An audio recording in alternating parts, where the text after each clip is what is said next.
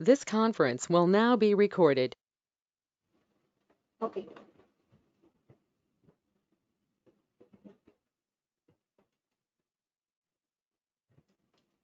Okay, so today we are going to discuss the topic of acute rheumatic fever. The old saying is there that acute rheumatic fever that it licks the joints and bites the heart. So it is more of entity. The more serious thing is the carditis part.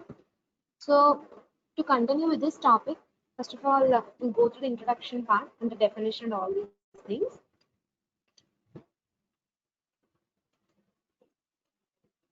So coming to the acute rheumatic fever, it is a systemic disease of childhood and it is most common acquired heart disease also. Usually follows the infection that is caused by group A beta hemolytic streptococcal infection. And you all know that it is a diffuse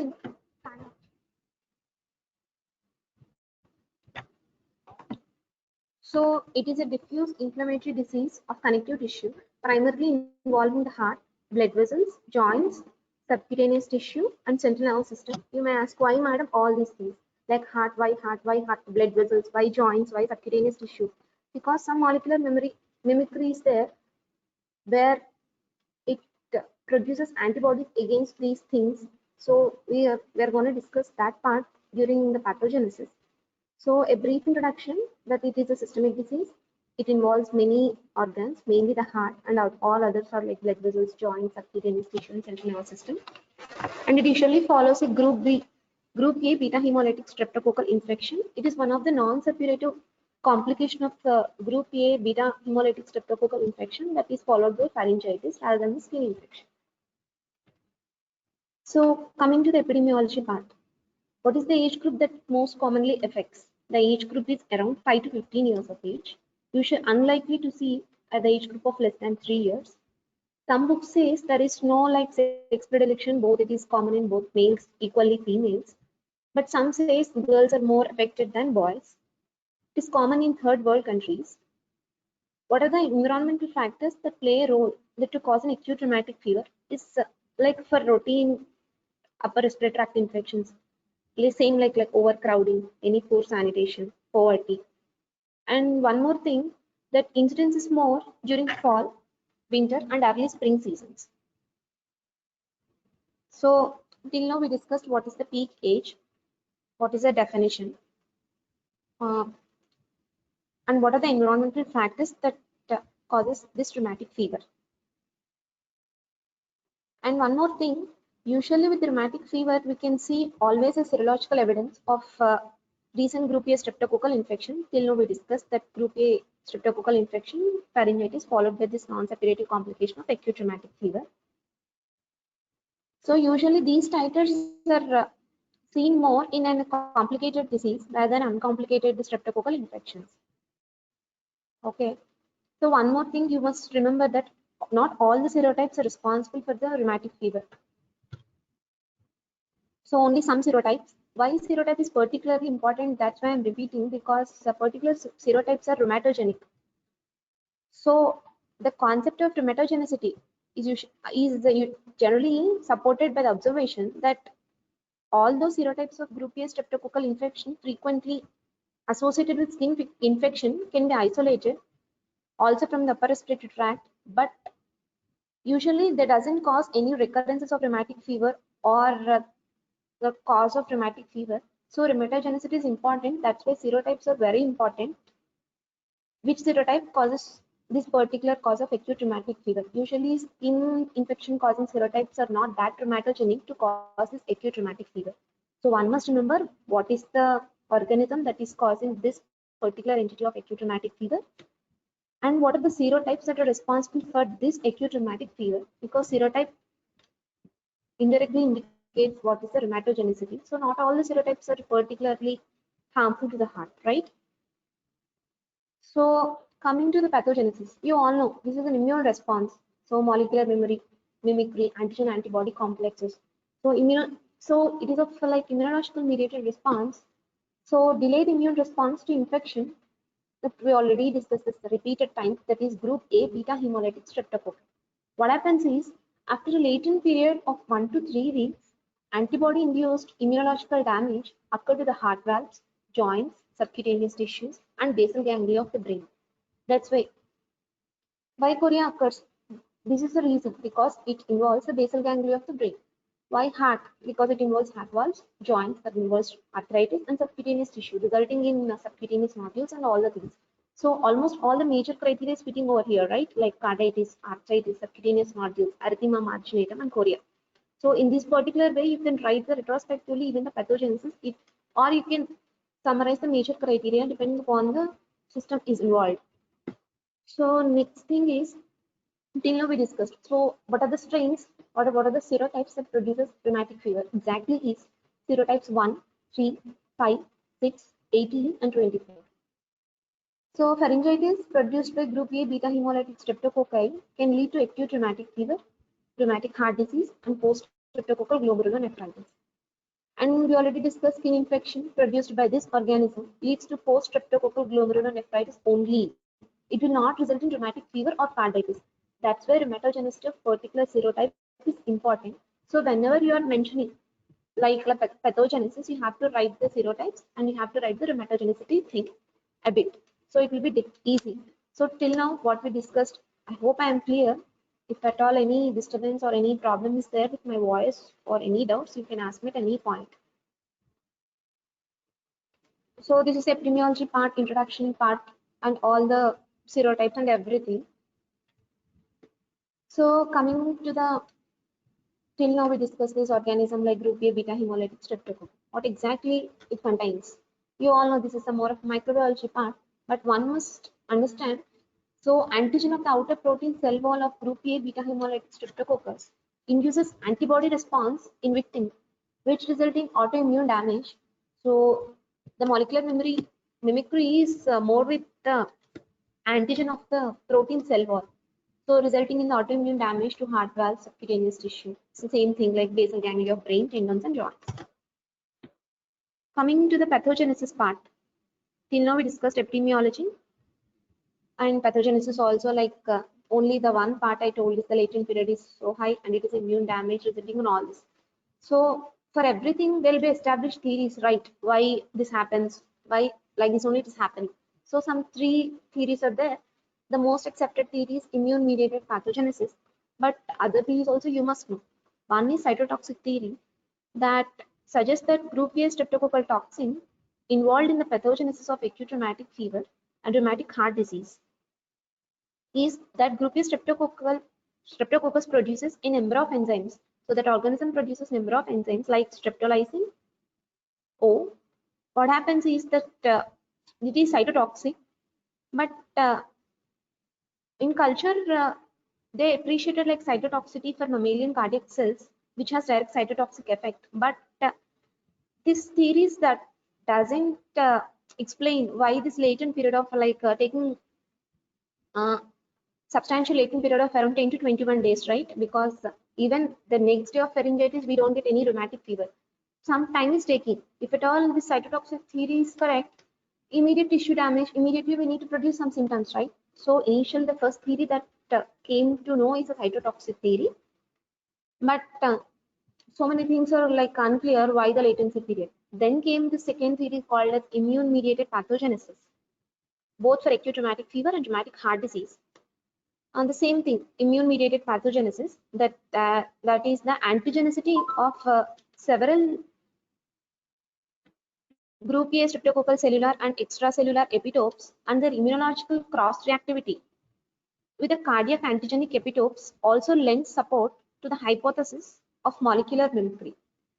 So the common epitopes that are shared between the organism, that is group A beta hemolytic streptococcal, is like M protein, cell membrane, group A cell wall carbohydrate, and capsular hyaluronate, and specific mammalian tissues like heart valve, sarcolemma, brain, and joint. So, for example, like certain rheumatogenic M proteins share their epitopes with the human myocardial proteins. What are the human myocardial proteins? You know, like trypomyosin and myosin. So, this is the molecular mimicry sharing with the organism as well as with the human myocardial proteins. So, this is the immune mediated response resulting in the damage. So another one more thing is binding of an M protein N terminus domain to a region of collagen type 4 leads to an antibody response to the collagen, resulting in ground substance inflammation, especially in the subendothelial areas like cardiac valves and the myocardium. I know it is a bit confusing, but whenever you have to write or mention regarding pathogenesis, we have to remember the three theories. Important is immune-mediated pathogenesis. That's where this latency, it will take that time of 10 to 21 days to produce this acute rheumatic fever, and this is the most accepted theory why this particular rheumatogenic and why this particular rheumatic fever. I hope I am clear. So till now we discussed only the introduction, epidemiology, and pathogenesis. I hope I am clear. And it's the same thing. Sore throat, pharyngitis, followed by this immunological response, resulting in the diseases with like acute rheumatic disease because of the cross-reactivity with the antibodies. See, first of all, I want to tell this criteria before going to explain all these things that are entities that are present in the criteria, because you see that Duckett-Jones criteria proposed guidelines like around 1944, revised, and this is the modified, revised or revised Jones criteria by American Heart Association in 2015. This is the recent one. Previously, I think you also know like all these major criteria and minor criteria. Now recent terms called like low risk population and high risk population came across because to substantially increase the that how to diagnose, to how to identify the rheumatic fever, because so many unidentified cases of rheumatic fever are still there. That's why to pinpoint and to get more accuracy regarding the diagnosis, all these criteria were come like low risk population. So to define some criteria in low risk and to particularly specify some in high risk population and all those things. So before going to the criteria per se, we have to know what is the low risk population and what is a moderate or high risk population according to this revised Jones criteria. The low risk population is incidence of less than 2 per 1 lakh poor age children per year, or all age of rheumatic heart diseases prevalence is less than 1 per 1000 population. So you call it this as low risk. Moderate or high risk, when do you call it as moderate or high risk population, is that those with higher incidence or prevalence rates. So I think I'm clear what is low risk, what is high risk. So depending upon that, we have a criteria for low risk population. Carditis, clinical or subclinical carditis. We'll go later on what is clinical or what is subclinical carditis. One is, and a brief point I'll give, clinical carditis that we can appreciate some murmur or something. But in subclinical carditis, we cannot see clinically, but there will be an echocardiography finding, so we cannot ignore. So carditis comes both. We have to include both clinical as well as subclinical. So the next is arthritis. In low risk population, we cannot take single bone or single joint involved. Only polyarthritis we have to consider. Next is chorea, erythema marginatum, and subcutaneous nodules. The high risk population the same. The criteria will not change, but the only thing is arthritis. Only we should not consider polyarthritis. Even we need to consider monoarthritis as well. And also polyarthralgia. This is the difference. In a low risk population, only polyarthritis will be the criteria. In a high risk population where prevalence of rheumatic fever is more, even we need to consider single joint involvement as well as arthralgia rather than arthritis. So this is the difference in major criteria in between low risk and high risk population. Coming to the minor criteria, the same thing. In high risk population, even a single monoarthralgia we have to take, and hyperpyrexia of more than 38 degrees centigrade. In low risk, 38.5 degrees centigrade. And the markers of inflammatory markers like ESR of more than 60 mm per hour in a low risk, and CRP of more than 3 we need to consider in low risk. But in high risk, we have to be very cautious, like ESR of more than 30 we have to consider, and CRP of more than 3 we need to consider. And prolonged PR interval is both the same. So I hope you are understanding why the cutoffs are less in a high risk population, because the prevalence is more. We cannot go on thinking that all these things like polyarthralgia. That's why we are narrowing ourselves like to identify more appropriately the cases of rheumatic fever. This low risk and high risk came across. Okay, so whenever in the next subsequent questions you need to write this Jones revised criteria, not the old criteria, like simply like this 5 major and 4 minor criteria. You have to write everything depending upon the risk of population, whether it is low risk or whether it is high risk. So we already discussed what is low risk population and what is high risk population. So, okay. So categorizing is not enough. When do we call it as an attack? And when do we call it as a recurrent or an acute thing? So first attack, either two major manifestations or one major and two minor manifestation plus evidence of recent group A streptococcal infection to diagnose for a first attack. Then when do we call it as a recurrence? Two major or one major and two minor plus evidence of recent group A streptococcal infection. And for a recurrence in a moderate or high risk population, we need to consider even three minor manifestations plus evidence of recent group A streptococcal infection we need to consider.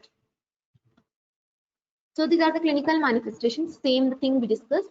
But why this diagrammatic representation is when it is occurring. See, the polyarthritis, it comes initial days, followed by carditis, erythema marginatum.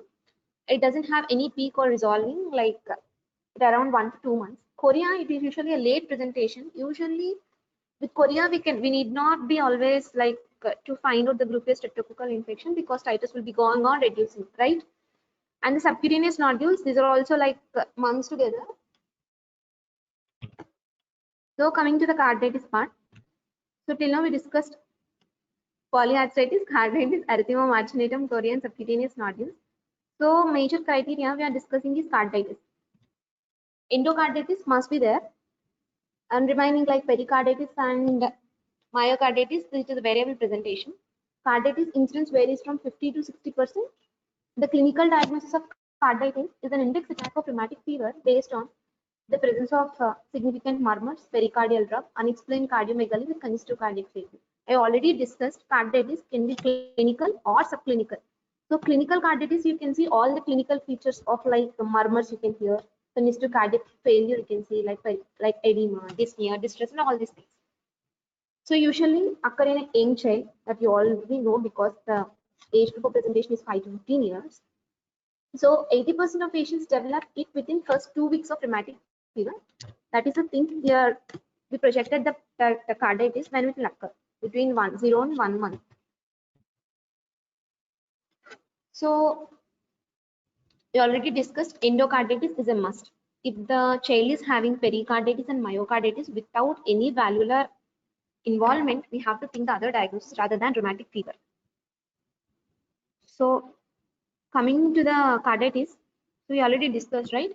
So valve involvement, what is the valve that is most commonly involved? It is the mitral valve. 92 to 95% of isolated mitral valve is involved, followed by aortic valve. Usually aortic valve involvement without mitral valve is very rare. So you already know what is the mitral regurgitation murmur. It is a pansystolic murmur in apex radiating to axilla with more than grade 3. Most common finding in carditis. Aortic regurgitation in the absence of mitral regurgitation is uncommon. So one thing you should remember, carditis, it can be clinical or subclinical.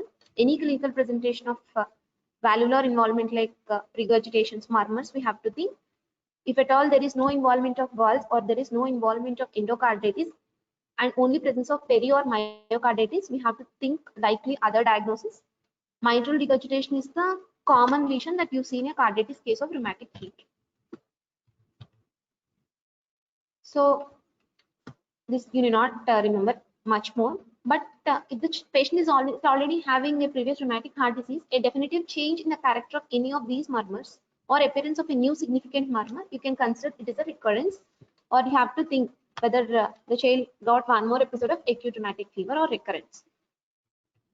So pathogenesis, what you see in a severe mitral regurgitation is valvulitis, mitral annular dilatation, leaflet prolapse with or without caudal elongation, caudal rupture.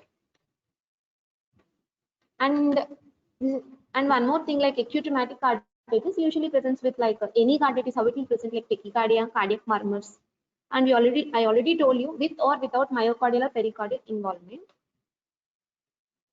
So what is pericarditis? So if at all very rare, like 6 to 15% of rheumatic fever cases are only presenting with pericarditis, diagnosed by typical pain and friction rub, always associated with rheumatic valvulitis, may be associated with normal ECG, may be associated with effusion but rarely causes constriction and tamponade. And one more thing you remember, this is the very rare presentation of a rheumatic fever with pericarditis.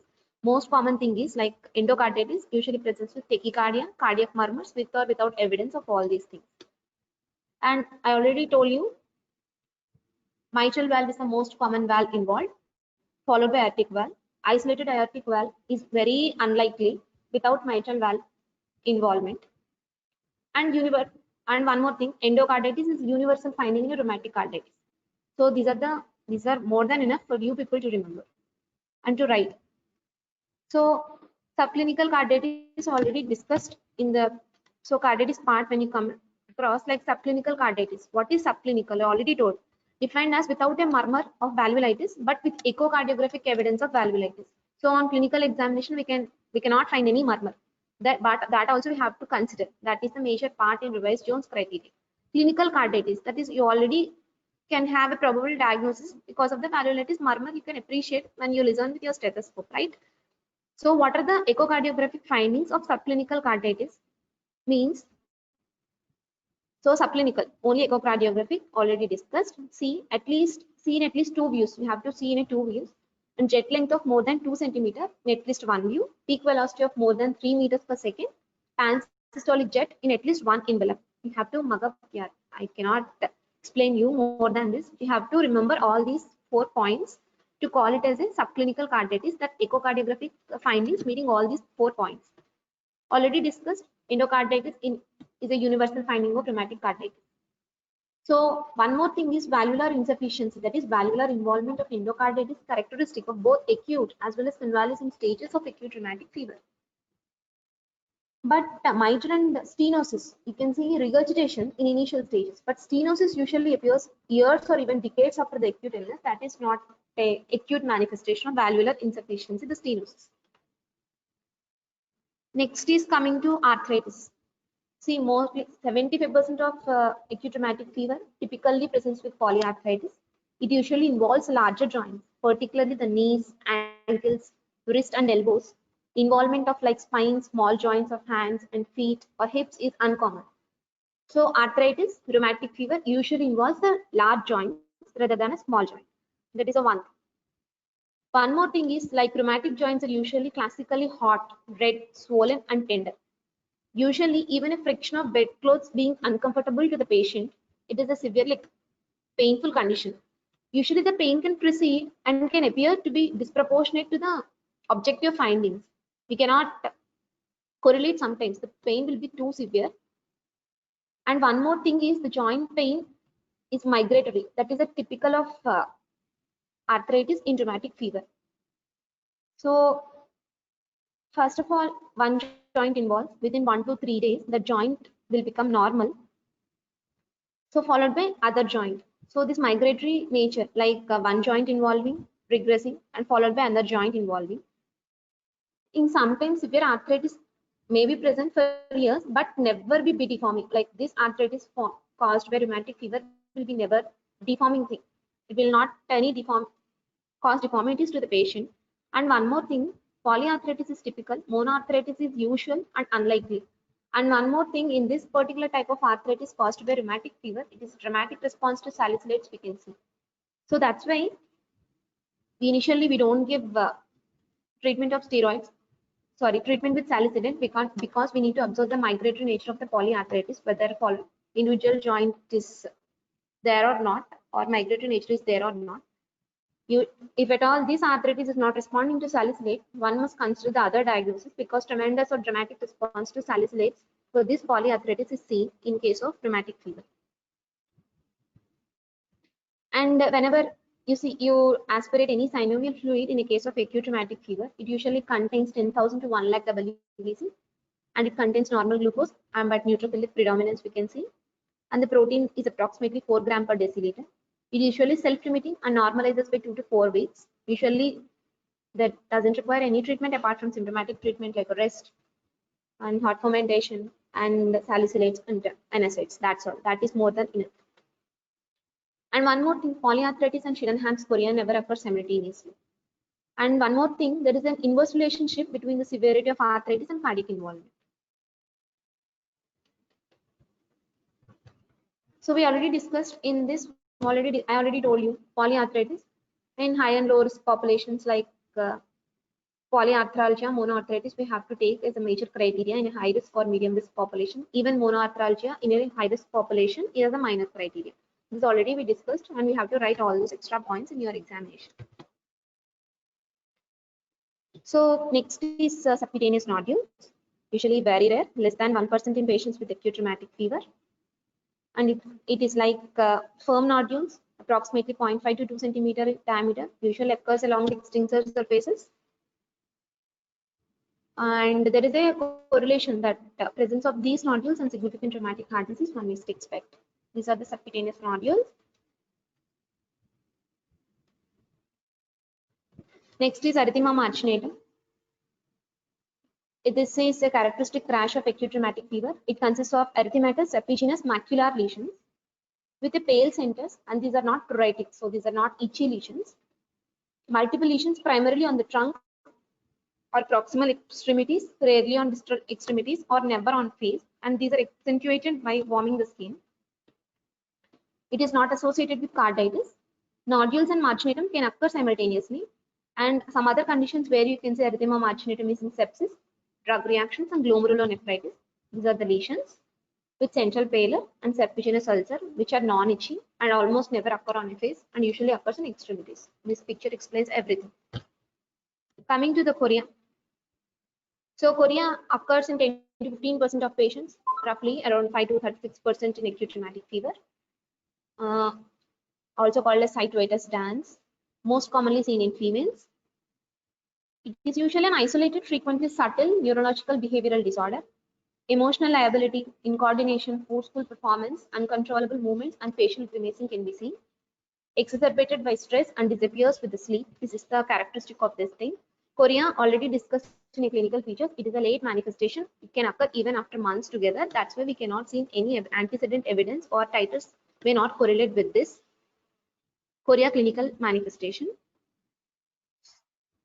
That is the thing I want to explain, that the latent period from group A streptococcal infection is to chorea is usually substantially longer than for arthritis or carditis and can be months.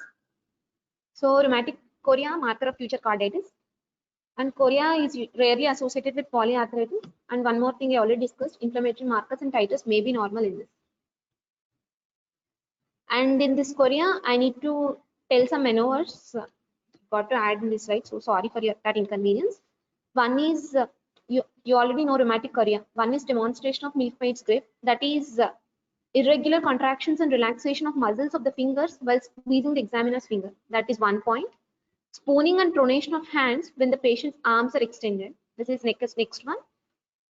Or darting movements of the tongue on protrusion, you can see. That is also typical for rheumatic chorea. Examination of handwriting to evaluate fine motor movements. These are the four things that you have to look in a rheumatic chorea patient. Usually, chorea diagnosis is clinical rather than supportive evidence of all these titers and all those things. Because of the long latency period, we cannot see these markers to be elevated. Chorea, long latency period, one must remember, more common in females. Emotional liabilities all will be there, and it is disappearing with the sleep and exacerbated by stress. And the four things I already discussed is darting motility or milkmaid's grip, and spooning and pronation of hands when tongue on protrusion, darting movements of the tongue on protrusion, examination of handwriting to evaluate fine motor movements. Coming to the minor criteria, what are the things that minor criteria is, like already discussed: fever, arthralgias, laboratory findings like elevated ESR, C-reactive protein, prolonged PR interval that you can see in ECG, and already discussed the differences between high risk and low risk population in my previous slides. So one important thing is recent group A streptococcal infection. This is supporting evidence. This is along with this only we complete our criteria, like two major criteria, one major plus two minor criteria, with along with antecedent evidence of this group A streptococcal infection. So what is this antecedent evidence of group A streptococcal infection is, like we all know acute rheumatic fever, the latency period of 10 to 21 days after an acute episode of this pharyngitis. And when clinical pharyngitis usually no longer present, and when only 20 to 20% of patients still harbor this group A streptococcal infection in the throat. This is not due to the acute organism or pathogen. This is immune mediated response for that particular pharyngitis, right?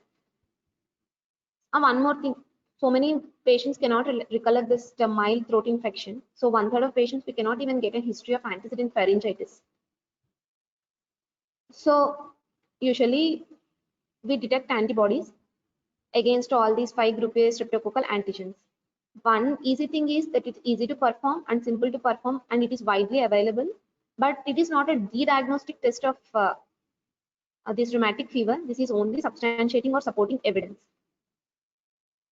So elevated titers one must see. So only single antibody titer, it is not reliable. It is mostly raised. So we have to check for at least of 3 antibodies, that is anti-streptolysin O, anti-DNase B, and anti-hyaluronidase. So when acute rheumatic fever is suspected clinically, multiple antibody tests should be performed. The exceptions for this is only chorea. Usually that does not correlate with these streptococcal titers.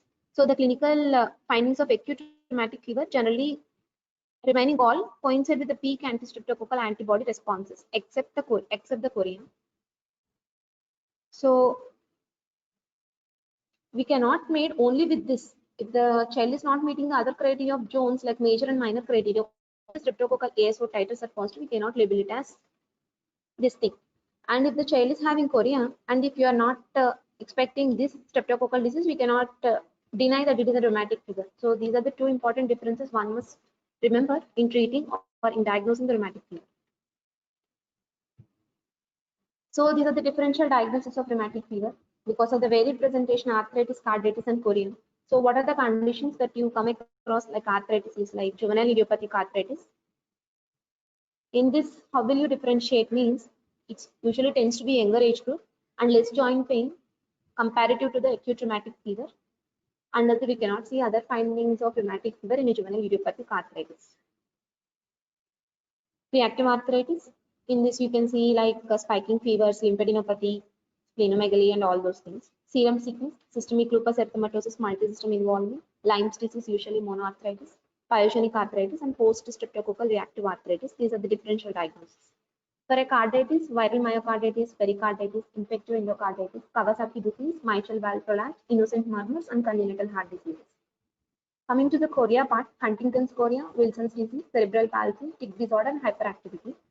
So in these conditions, we come across chorea, but there are such differentiating points will be so many. It will be too exhaustive to explain all those things. So you remember some points or some differential diagnosis for this acute rheumatic fever.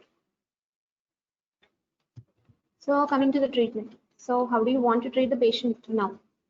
Hope I am clear. I'm not giving any gap for you people. Am I audible and clear? Any doubts are there till now? Hello? Am I clear? Please someone talk at least for a minute. Am I clear or not? Just say yes or no. Am I clear? Yes, ma'am.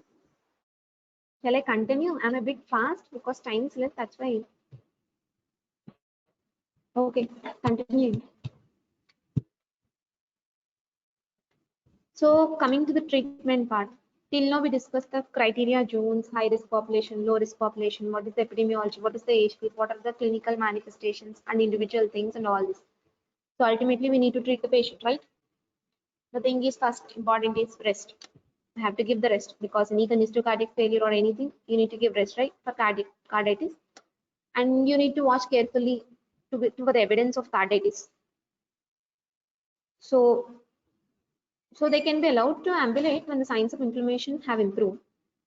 And usually, if the patient is having carditis, this bed rest prolonged is usually prolonged. So next is aspirin. This is anti-inflammatory therapy.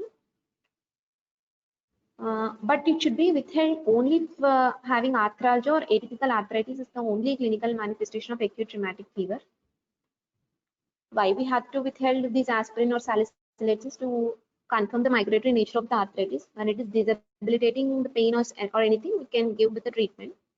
So the dose, how do you divide the dose? It is 50 to 70 mg per kg per day in divided doses for 3 to 5 days, followed by 50 mg per kg per day per oral for 3 weeks. And out of that half dose, this is 25 mg per kg per day for another 2 to 4 weeks. In this, you have to remember initial dose followed by low doses for around 3 weeks, and then you have to taper. We cannot abruptly stop the drugs. Rebound pain will be there. So when will we give this is patients with typical migratory polyarthritis and those with carditis without cardiomegaly or congestive cardiac failure should be treated with oral salicylates. So this is the thing. So only the child will be having arthritis without any, and those with carditis but without any evidence of congestive cardiac failures features or something, then we go with only salicylates. With oral salicylates, usually you all know NSAID toxicity like tinnitus and everything may happen, but we need not check the levels of salicylate by giving this treatment during this period, and local measure one should take. So next is carditis alone, the same thing, aspirin. Carditis with cardiomegaly, aspirin only. Carditis with congestive cardiac failure, here comes the steroids role. So when everyone will get a doubt, when will we use steroids? The only when we give steroids is like with carditis with congestive cardiac failure, then we go with steroids. The steroids also the same thing, we need to taper. The dose is 2 to 0.5 mg per kg per day, divided doses for 2 to 3 weeks, and then taper slowly over 2 to 3 weeks. If the child develops congestive cardiac failure, then one must go with decongestive measures like diuretics and all those things. Bed rest and low sodium diet one should follow. And one more thing, when we are tapering the prednisolone or steroid, aspirin should be started at 50 mg per kg per day in 4 divided doses for 6 weeks to prevent rebound inflammation. So carditis with congestive cardiac failure, we start with steroids. During the tapering process of steroid, we need to add aspirin at the dose of 50 mg per kg per day for 6 weeks to prevent this rebound inflammation, acute rheumatic fever. Then one must remember. So what happens is with the termination of anti-inflammatory therapy may be followed by reappearance of all the clinical manifestations or elevation of ESR and CRP rebound. It may prudent to increase salicylates or corticosteroids until near normalization of all our inflammatory markers that we already discussed like CRP and ESR. Next is chorea. Usually chorea is an isolated manifestation, occurs after the resolution of acute phase of a disease. So usually we don't require any inflammatory agents. Why? Because all the inflammation got come down. That doesn't correlate with the acute inflammation. Months after this manifestation may occur. So in this point only we need to treat chorea rather than all those inflammatory things like prednisolone, salicylates and everything. So here the drugs are 3. Phenobarbital, that is barbiturate, the dose is 15 to 30 mg per kg per day in 3 divided doses. Another one is haloperidol, antipsychotic, 0.01 to 0.03 mg per kg per day in 2 divided doses. Chlorpromazine, 0.5 mg per kg, 6 hourly orally, and steroids in some cases. So anti-streptococcal regimen, why do we use? Because to eradicate that organism and to prevent that, it is more of like a primary prevention. Already the child got a pharyngitis with that infection, and but that to prevent that at that point, not to get rheumatic fever, that is the prophylaxis. There we can use the anti-streptococcal regimen, that is phenoxymethylpenicillin. The dose is like children with more than body weight of 40 kilos, 2 to 3 million international units in 2 divided doses every 12 hours for 10 days. Less than 40 kilos, 1 lakh to 2 lakh international units per kg per day in 2 divided doses every 12 hours for 10 days. Another one more is benzyl penicillin intramuscularly, more than 40 kilos, 1.2 million international units, less than 40 kilos, it is 6 lakh international units. So there are like primordial prevention, primary prevention, secondary prevention, tertiary. Primordial, the vaccine or something we cannot take. Or community prevention. Primary prevention, what is streptococcal pharyngitis? Before the start of symptoms, like within 9 days, we have to start with this prophylaxis, because 50% of chances of a group A streptococcal pharyngitis getting this chance of rheumatic fever. So at that point, we can prevent the disease to occur.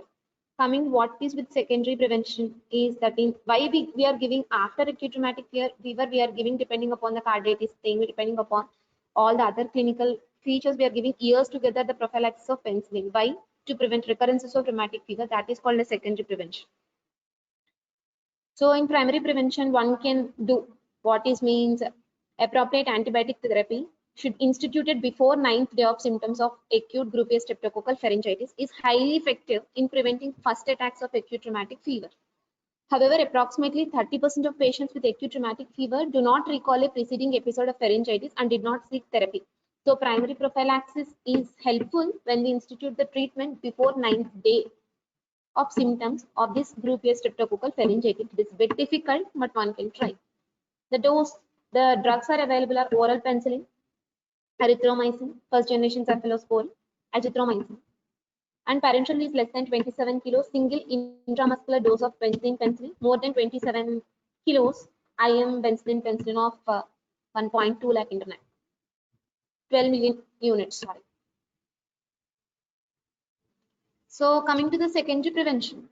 So secondary prevention is directed at preventing acute group A streptococcal pharyngitis in patients at substantial risk of recurrent acute rheumatic fever.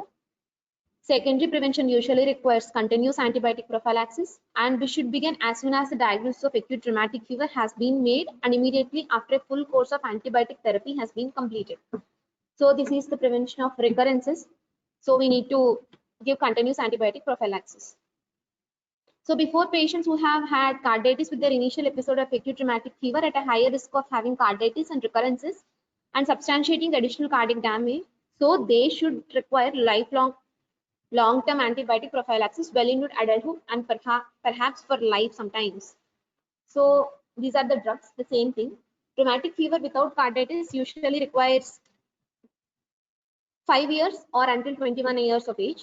With carditis, but without any residual heart disease, 10 years or 21 years of age, whichever is longer. With evidence of carditis like any valvular damage is there, usually lifelong antibiotic prophylaxis is required for those. So it also divided into again 3 entities, the secondary prevention, like without carditis, with carditis, with valvular involvement, depending upon the duration of treatment go on increasing, right? So rheumatic fever, it is like community acquired disease and acquired heart disease. To some extent, it is a preventable disease. But the environmental things like primordial prevention is difficult. Primary prevention with accurate history or before the onset of symptoms with group A streptococcal pharyngitis, we can reduce. Secondary prevention is not all those things. So these are the drugs and prophylaxis. Coming to the prognosis. So what is the prognosis we expect? Before antibiotic prophylaxis, 75% of patients develop recurrences and residual heart diseases. 50 to 70% with carditis during the initial episode recover with no residual disease. Severe the initial attack, more chances of rheumatic heart disease. So what is the initial attack? So we can counsel the parents regarding what could be the prognosis in future of rheumatic heart disease. When the initial attack is itself severe, there are more chances of rheumatic heart disease. Risk of recurrences are more in the first 5 years of clinical episode. So more the duration, the result will be the risk. So within the first few years of initial episode, there are chances of recurrences are more. So 20% of patients with pure chorea, not given secondary prophylaxis, rheumatic heart disease may develop within 20 years. So this is the prognosis part that one can explain to the parent.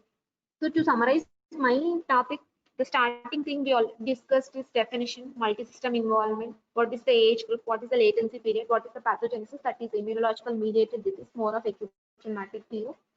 And 2015 revised Jones criteria, that is like major criteria and minor criteria, high risk population, low risk population. And all these major criteria and individual importance of all those things. And one more thing, I think you found it is new is subclinical carditis and all the other thing. And one more thing is chorea that doesn't correlate with anti-streptococcal antibody titers. This is Jones criteria. On the management part, exactly what happens with the management is one is bed rest and another one is antibiotics and the next one is prophylaxis. And if at all the child is having congestive cardiac failure or all the things, so anti-decongestive measures, and digoxin and diuretics are helpful. So this is the summary of the topic of acute rheumatic fever. Hope I am clear. Any doubts you can ask me.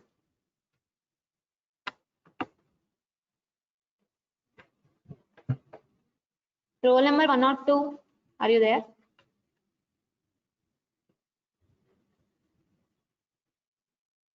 Am I clear? Am I clear?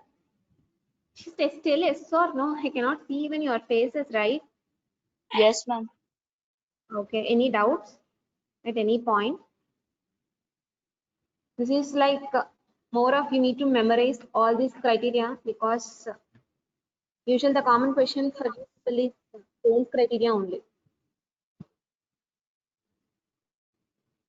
Okay, everyone gave your attendance in that chat box. If at all no, just go and give it.